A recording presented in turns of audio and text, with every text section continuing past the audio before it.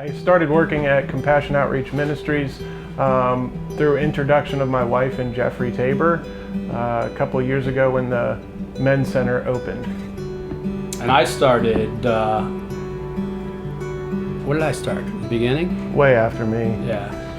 But no, I met Jeffrey through church. We went to church years ago, and I was introduced to Beth and Tim, and got involved at C.O.M.O from the get-go in the Two's house as well. So this is not like volunteering. This is not like a job. This is fun. So we come down here, we hang out with our homies. You know, I firmly believe that everybody deserves dignity and respect, and so for a small amount of time, for an hour, we can come down here and just give somebody a little dignity and a little respect, and you know, for that small amount of time, we can change their life for that day. So what's the most powerful experience you've had since working down here? I tell this story over and over again. It was probably about midsummer, beginning of summer here this year, and somebody had came and dropped off, and it might have been Drew, a whole bunch of Jordan's shoes, and some of them were brand new, never been worn, still in the box. Yeah. And this guy had no shoelaces. His toe was sticking through the front of his shoe, and I came and I brought him and I handed him a pair of Jordans, and this guy, he immediately threw his shoes off and jumped in the shoes, and tears started coming from his eye, and he was so excited that, you know, he got something like that. And that is a glaring moment for me down here at C.O.M.O. It's those moments when you get to see guys come down from taking a shower, freshly shaven, gotten a meal in them, new clothes, new shoes. It's the highlight of my day when I get here on Wednesday and get to experience something like that.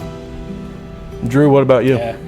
So I would say a couple summers ago when the shower wasn't working upstairs and we had to come up with an idea.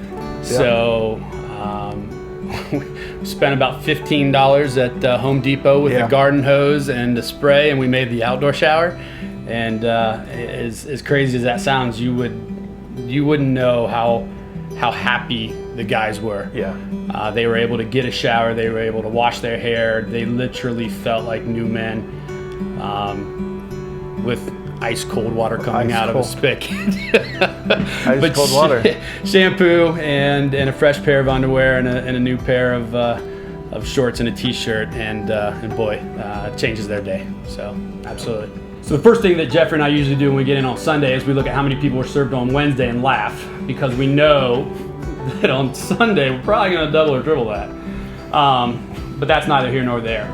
But in all reality, we want to come in, we want to spend about 15-20 minutes talking about what we need to do, what our mission is for that day, if there's anybody with special needs, if there's anything clothes-wise that we've had to go find for somebody that needed a pair of jeans this size, or a pair of shoes this size, or a blanket, or whatever that might be, a bike, a bag.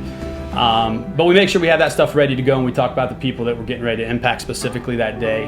Beyond that, it's almost like Black Friday when you're going shopping. As soon as you open Walmart doors, we've got 15, 20, 30 people ready for meals, so it's a mad rush at the beginning.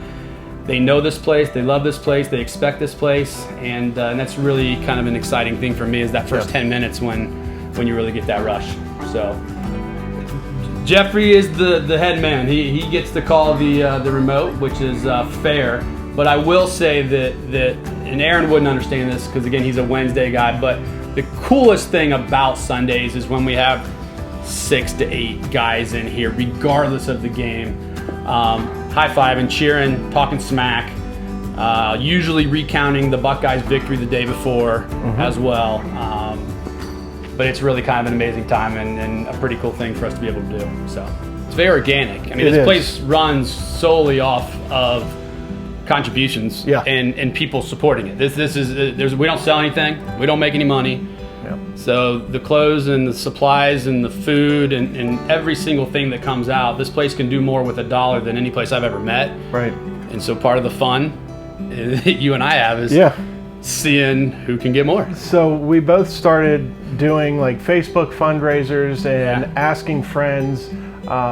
Really from the get-go, me and Drew have been pretty vocal on Facebook.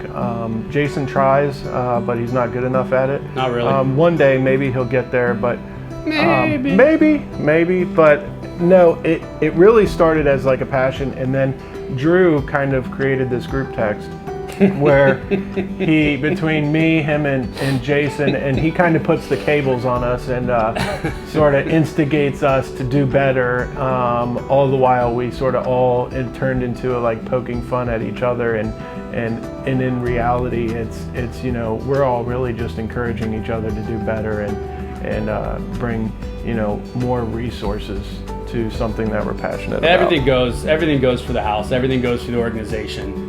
But if I can beat Jason and Singerman, that's probably going to bring me a little bit more joy as well, which is normally how this happens. Because anything you can do, I can do better. Well, I don't know. We'll see at year end what the total is, won't we? Hi, my name is Aaron, and this is my C.O.M.O story.